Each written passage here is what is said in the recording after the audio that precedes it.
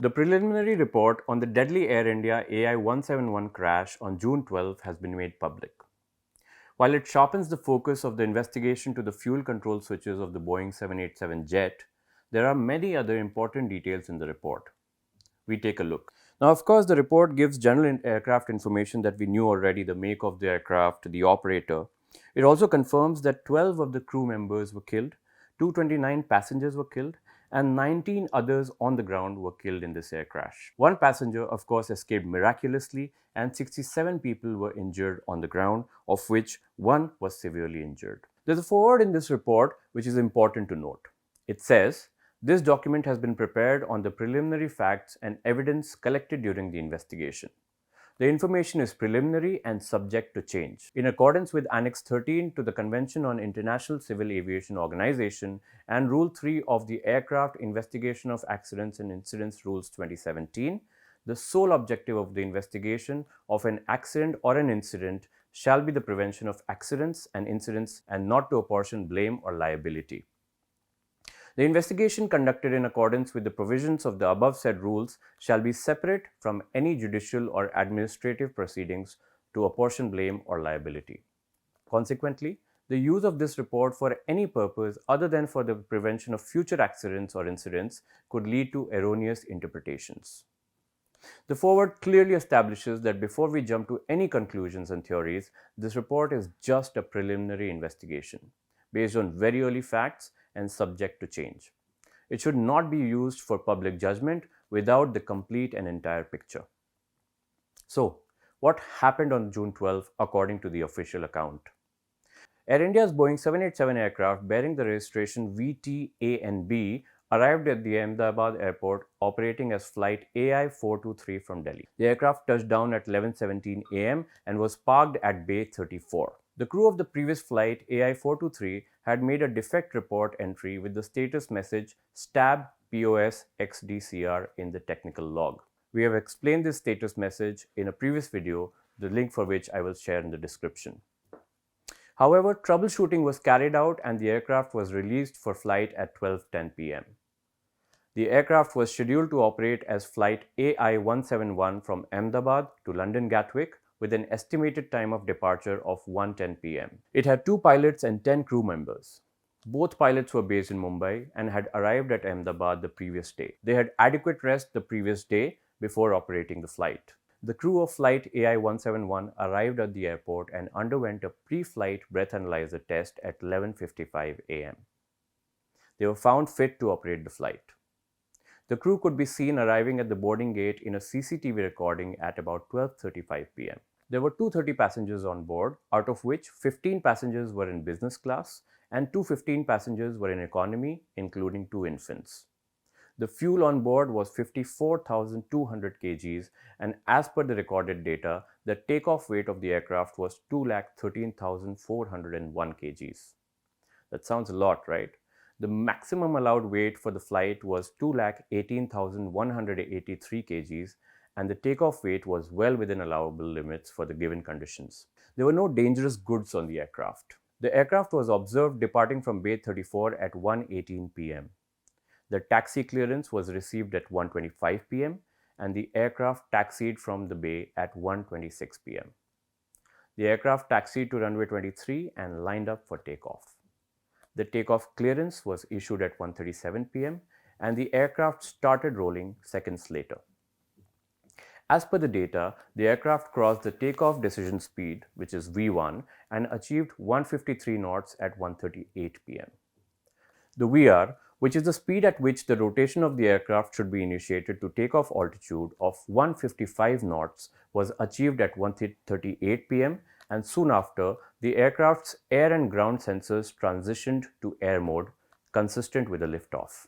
The aircraft achieved the maximum recorded airspeed of 180 knots at 42 seconds after 1:38 pm, and immediately thereafter, the engine 1 and engine 2 fuel cutoff switches transitioned from run to cutoff position one after another with a time gap of 1 second. I'll leave the link to our previous video on how the fuel switches work in the description box. Engines 1 and 2 began to decrease from their takeoff values as the fuel supply to the engines was cut off. Now please note that in the cockpit voice recording, one of the pilots is heard asking the other why he cut off the engine, and the other pilot responded that he did not do so. CCTV footage obtained from the airport showed the ram air turbine getting deployed during the initial climb immediately after liftoff. No significant bird activity was observed in the vicinity of the flight path. The aircraft started to lose altitude before crossing the airport perimeter wall. As per data, both engine values passed below minimum idle speed and the RAT hydraulic pump began supplying hydraulic power at about 47 seconds after 1:38 pm. Now, there is another important development to note. The engine 1 fuel cutoff switch transitioned from cutoff to run back at 52 seconds after 1:38 pm. And 4 seconds later, engine 2 fuel cutoff switch also transitioned from the cutoff to the run mode. When fuel control switches are moved from cutoff to run back while the aircraft is in flight, each engine automatically manages reignition and fuel reintroduction. While engine 1's core deceleration stopped, reversed, and started to progress to recovery, engine 2 was able to relight but could not arrest core speed deceleration. At about 1:39 pm, one of the pilots transmitted, "Mayday, Mayday, Mayday." The air traffic control inquired about the call sign but did not get any response from the aircraft. Visually, however, they observed the aircraft crashing outside the airport boundary and activated the emergency response. At about 1:44 pm, a crash fire tender left the airport premises for rescue and firefighting, and they were joined by the fire and rescue services of the local administration. There was significant damage on the ground as well when the aircraft crashed. The aircraft was destroyed due to the impact with the buildings on the ground and a subsequent fire. A total of 5 buildings, which you can see on your screen right now, were hit and suffered major structural and fire damages.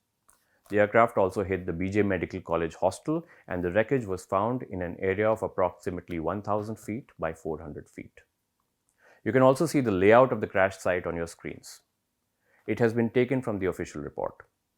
As the aircraft was losing altitude, it initially made contact with a series of trees and a chimney inside the Army Medical Corps compound before hitting a wall. As the aircraft moved forward, it continued fragmenting and colliding with other structures and vegetation in the area. The vertical stabilizer, which is on your screen right now, separated from the fuselage and came to rest about 200 feet south of the initial point of contact. The tail section and the landing gear got lodged in a wall, while the rest of the aircraft continued its forward movement. Both fuel control switches were found in the run position in the wreckage, as you can see in the image on your screen. The aircraft was equipped with 2 enhanced airborne flight recorders. These make up the black box. We have spoken about this previously in our coverage. They are fitted at 2 locations, one in the tail section and the other in the forward section. The 2 recorders are similar in construction and record a combined data stream of digital flight data and cockpit voice information. These boxes were retrieved on June 13 and June 16, and the data was later downloaded for analysis. So, what is the official account of the events after the crash? On June 12, the AAIB was notified of the accident of the jet bearing the registration VT-ANB at Ahmedabad. As per the notification, the aircraft crashed at 1:39 pm immediately after takeoff. The notification was received from the Airports Authority of India and the airline operator, which in this case is Air India. Once the information came in, a team of 5 officers from the AAIB, including the DG, reached Ahmedabad the same day. Another 3 officers from the DGCA's Air Safety Directorate arrived from Mumbai to assist in the accident site activities. The initial notification of the accident, as per ICAO Annex 13, and we have spoken about this in our previous videos, was sent to the National Transportation Safety Board in the US, which represents the state of the design and manufacture of the aircraft. And because the fatalities included citizens from the United Kingdom, Portugal, and Canada, the accident notification was also sent to the authorities in these countries. The NTSB has appointed an accredited representative and technical advisors from Boeing, GE, and the FAA to assist in this investigation. A team from the US arrived in Ahmedabad on June 15 and participated in the investigation. A team of officials from the UK also joined the probe. The DGIB has appointed the investigation team comprising Sanjay Kumar Singh as investigator in charge, Jasbir Singh Larga as the chief investigator, and Vipin Venu Varakot, Veera Raghavan K, and Vaishnav Vijay Kumar as investigators. Experienced pilots, engineers, and aviation medicine specialists, and aviation psychologists and flight recorder specialists have been taken on board as subject matter experts to assist the investigation. When it comes to maintenance, the report says that all applicable airworthiness directives and alert service bulletins were complied with on the aircraft as well as the engines. It also mentions that there had been no defect reported pertaining to the fuel control switch on the aircraft. What happens next then? Both engines were retrieved from the wreckage site and quarantined at a hangar in the airport. The testing of fuel samples is being done, flight data is being analyzed, and a complete analysis of post-mortem exam reports of the crew and the passengers is being undertaken. The report says that at this stage, there are no recommended actions to Boeing 787 or GE engine operators and manufacturers.